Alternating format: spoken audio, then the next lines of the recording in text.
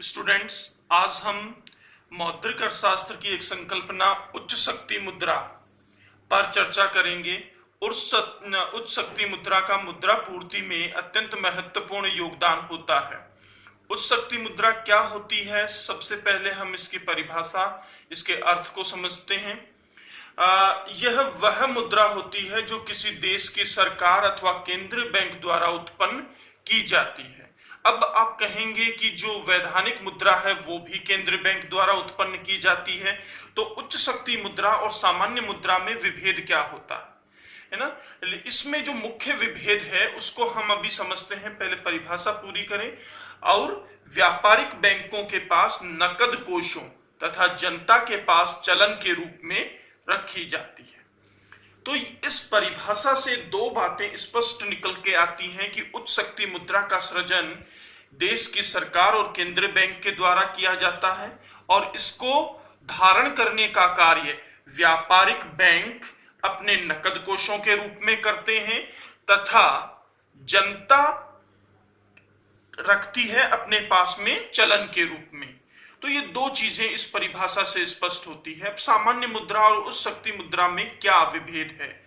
ये उच्च शक्ति मुद्रा वह भाग है जो न्यूनतम रिजर्व के रूप में व्यापारिक बैंकों या जनता के पास में रखा जाता है, यानी ये सामान्यतः प्रचलन में नहीं होती है।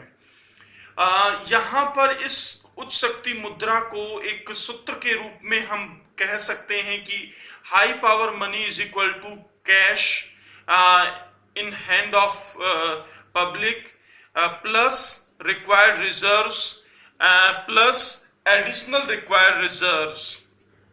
ये तीन एलिमेंट्स मिल करके यहाँ पर हाई पावर मनी का कंपोजिशन पूरा करते हैं।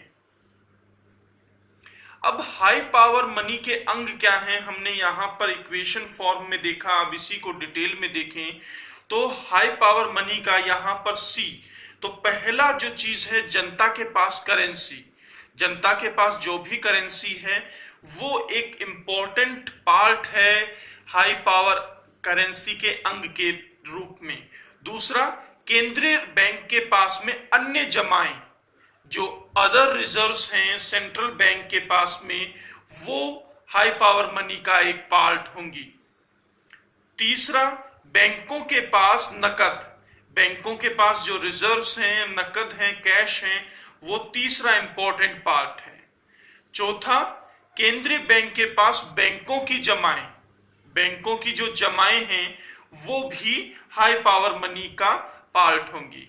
जो सीआरआर और एसएलआर के रूप में, ये अंतिम दो पॉइंट हम बेसिकली देखते हैं सीआरआर और एसएलआर के रूप में, जिनको बैंकिंग संस्थाएं अपने पास या केंद्रीय बैंकों के पास में जमा कराती हैं, रखती हैं। सीआरआर को केंद्रीय बैंक के पास जमा कराती हैं और एसएलआर को अपने पास में लिक्विडिटी फॉर्म में रखती हैं। तो वो चीजें यहां पर हाई पावर मनी के रूप में ट्रीट की जाएंगी। इसके बाद में हाई पावर मनी के स्रोत क्या हैं? कौन कौन से चीजों से हाई पावर मनी जनरेट होती है? तो पहला जो इसका स्रोत है वो है कि आरबीआई द्वारा उधार। ये उधार किन किन को दिया जाएगा जब हाई पावर मनी क्रिएट होगी? सरकार को दिया गया हो, बैंकों को दिया गया हो, नाबार्ड को दिया गया हो या व्यापारिक क्षेत्र को दिया गया उधार हो, तो वो उधार हाई पावर मनी के स्रोत के रूप में चिन्हित होगा। वो हाई पावर मनी को सृजित करने का कार्य करेगा। दूसरा, आरबीआई की जो विशुद्ध विदेशी विनियोग योग्य परिसंपत्तियां हैं, वो दूसरा प्रमुख एलिमेंट है इसके स्रोतों का। तीसरा, सरकार की जनता के प्रति करेंसी देयताएं, यानी सरकार ने जो जन सामान्य से उधार ले रखा है वो उधार, तीसरा इंपॉर्टेंट फैक्टर इसके स्रोतों के रूप में हम देखते हैं। चौथा इंपॉर्टेंट फैक्टर, आरबीआई की गैर मौद्रिक देयताएं। अब ये आरबीआई की गैर मौद्रिक देयताओं में कौन कौन सी देयताएं सम्मिलित होती हैं? ऐसी देयताएं सम्मिलित होती हैं इसके अंतर्गत जो जैसे आरबीआई को लाभांशों का भुगतान करना हो, अथवा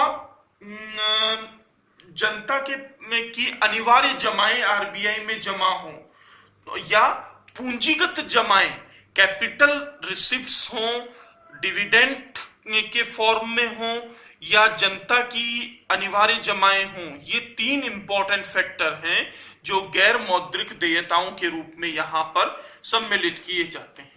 तो ये उच्च शक्ति मुद्रा की अवधारणा थी जिसका हमने आज अध्ययन किया।